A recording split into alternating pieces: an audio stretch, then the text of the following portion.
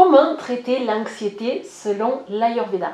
Je suis Rita de la chaîne Ayurnatur, la chaîne où je vous parle de Ayurveda et de naturopathie. Et aujourd'hui, je vais vous répondre à cette question.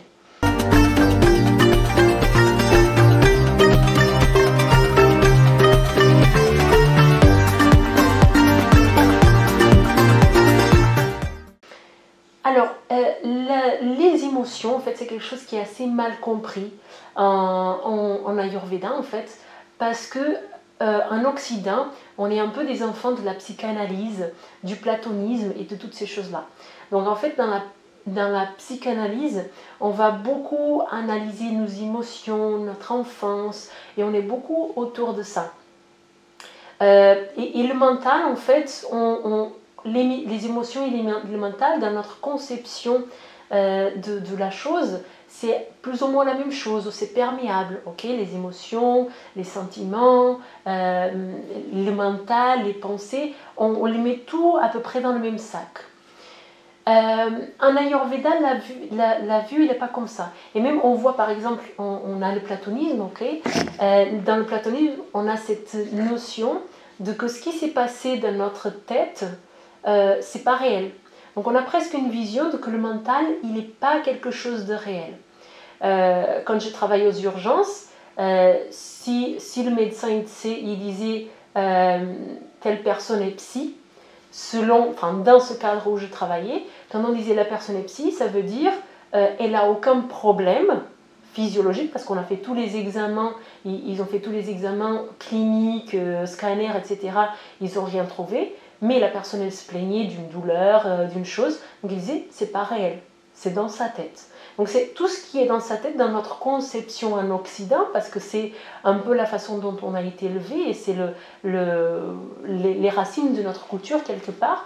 Ce mental, c'est quelque chose qui n'est pas manifesté, qui n'est pas réel. Et dans ce mental qui n'est pas réel, on va mettre aussi les émotions, les sentiments, etc. En Ayurveda, donc pas qu'en Ayurveda, dans toute la conception védique, et je dirais même dans la compréhension de la vie orientale, même si on est en dehors des Védas ou de l'Ayurveda, la conception est différente. Donc dans les Védas en tout cas, on va faire une tripartition entre ce qui est le corps, le mental et l'esprit, l'âme. Ok? Donc le corps c'est tout ce qui est physique, le mental c'est tout ce qui est mental, on va comprendre ça mieux, donc c'est les pensées, etc. Et après il y a ce qui est l'âme. L'âme c'est ce qui est notre moi supérieur, cette chose qui nous donne un élan de vie. Donc après on va se retrouver avec ce qu'on agit tous les jours sur Terre, on a donc le corps et le mental. Donc le corps c'est facile pour nous à comprendre, c'est tout ce qui est physiologique, donc c'est tout ce qui n'est pas nié par notre culture, okay? C'est tout ce qui est physiologique, c'est les tissus du corps, c'est tout ce qu'on manifeste et qu'on peut observer par exemple par des examens de santé. Le mental, ça va être toutes ces pensées, les idées, la concentration, les discernements, tout ça, ça fait partie du mental, selon la conception en Ayurveda. Et les émotions, elles sont où? Le sujet de la vidéo, c'est l'anxiété. Donc l'anxiété, on va la placer où? On va la placer dans le corps, on va la placer dans le mental. C'est la grande question. Et c'est une grande confusion qu'on a en Ayurveda, c'est de comprendre que les émotions, elles ne sont pas dans cette nomenclature-là qu'on a. Dans les textes, c'est très clair que les problèmes dans le corps physique, ils sont générés par Vata, Pitta et Kapha. Et les problèmes de l'ordre mental, ils vont être générés par Rajas et Tamas. Rajas, c'est un peu la dispersion, une agitation, une cogitation. Le Tamas, c'est celui qui va nous faire avoir un mental un peu plus plombé, manque d'énergie, léthargie. Vata, Pitta et Kapha, je ne vais pas me prolonger à les discuter là-dessus parce que vous avez plein de vidéos, vous avez les bases de l'Ayurveda, la formation gratuite que vous pouvez suivre sur la chaîne. Et donc, normalement, quand on a un problème physique du corps, du sharira, parce que le corps c'est sharira en sanskrit, on va le traiter par Vata, Pitta et Kapha, et le mental, on va traiter en équilibrant Rajas et Tamas. Et donc, des fois, on dit, ok, il y a l'anxiété a été causée par Vata. Et donc, il y a une incohérence quelque part qui nous semble exister, Parce qu'on croit que l'anxiété, parce que c'est une émotion, c'est dans la tête, c'est dans le mental, alors que selon l'Ayurveda, ce n'est pas tout à fait ça. Donc comment est-ce qu'on va comprendre l'anxiété selon l'Ayurveda et par conséquent, comment est-ce qu'on va la traiter? Donc, quels sont les symptômes que l'anxiété va donner? Je vais vous énumérer quelques-uns. Mais par exemple, l'anxiété, elle peut donner des palpitations, le cœur qui bat vite. Le cœur qui bat vite, c'est quoi? Est-ce que c'est le corps ou est-ce que c'est le mental? C'est le corps. Donc ça, c'est clairement une manifestation d'anxiété qui est donnée par le corps. Ça, une anxiété, ça peut donner aussi des polypnées, le fait de respirer très rapidement. Est-ce que le fait de respirer plus rapidement, est-ce que c'est dans le corps ou est-ce que c'est dans le mental? C'est dans le corps. C'est la respiration physique qui est là, dans le corps, qui commence à être un peu plus accélérée. On peut avoir, par exemple, une sensation de frilosité. Cette sensation de frilosité, elle est présente où? Dans le corps ou dans le mental? Dans le corps. Donc, jusqu'à présent, on n'a vu que des manifestations de l'anxiété dans le corps. Mais on va avoir d'autres manifestations, comme par exemple l'incapacité à se concentrer, à lire un livre, par exemple. On a une anxiété telle, donc on a ces palpitations, on a toutes ces choses-là, mais on essaye de se poser et on n'arrive pas. On essaye de lire un livre et on n'arrive pas. On a les idées qui partent dans tous les sens. Tout ça, c'est le mental. Et donc, on ne le nie pas, il existe. C'est très présent en Ayurveda et c'est un déséquilibre. C'est un état de arogya. Roga, c'est la maladie. C'est un état de roga, pardon. C'est un état où on a une maladie qui est présente, un déséquilibre qui est présent. Donc on ne va pas le nier, le mental, même si le déséquilibre de Vata, il se passe qu'au niveau du mental. Ok? Donc le corps et le mental, on le divise en Ayurveda, le corps, le mental et l'esprit, on le divise d'une façon pédagogique pour bien les comprendre et pour bien avoir une action dessus, mais en vérité, ils sont perméables, ils s'influencent mutuellement. Ok? Donc, pourquoi on les sépare comme ça? Justement pour pouvoir avoir quelles sont les actions qu'on va avoir sur ça. Donc, en Ayurveda, on va avoir des actions sur le corps et des actions sur le mental. Ok? Donc, sur le corps, on va agir sur les doshas. Donc, la première chose, c'est Nidana Parivarjana. C'est-à-dire qu'on va avoir il y a quelque chose qui a créé cette anxiété, et donc il va falloir trouver quelle est la cause de cette anxiété et agir sur la cause et l'enlever. Ok? Si l'anxiété, elle vient parce que je me prépare à des examens, on ne peut pas enlever l'examen, mais on peut travailler sur la façon dont je vis l'examen en fait. Comment je me prépare à l'examen. Donc ça, c'est une action qu'on pourrait dire Nidana Parivarjana. Si la cause d'anxiété, c'est quelqu'un qui est proche, qui est décédé, on ne peut pas du coup enlever la cause parce que la personne est décédée, mais on peut changer la façon dont la personne voit ça. Donc il faut cesser, il faut faire un deuil en fait. Il faut cesser la cause de l'anxiété. C'est pas tellement que la personne elle est décédée, c'est la façon dont la personne qui souffre d'anxiété, elle lide avec la mort, et en particulier avec la mort de cette personne-là. Donc c'est là la cause. C'est la conception et les conditionnements que la personne elle a face à la mort et le rapport qu'elle avait avec cette personne, etc. Donc c'est ça qu'on va enlever, c'est ça le Nidana Parivarjana. Et après on va agir sur les doshas.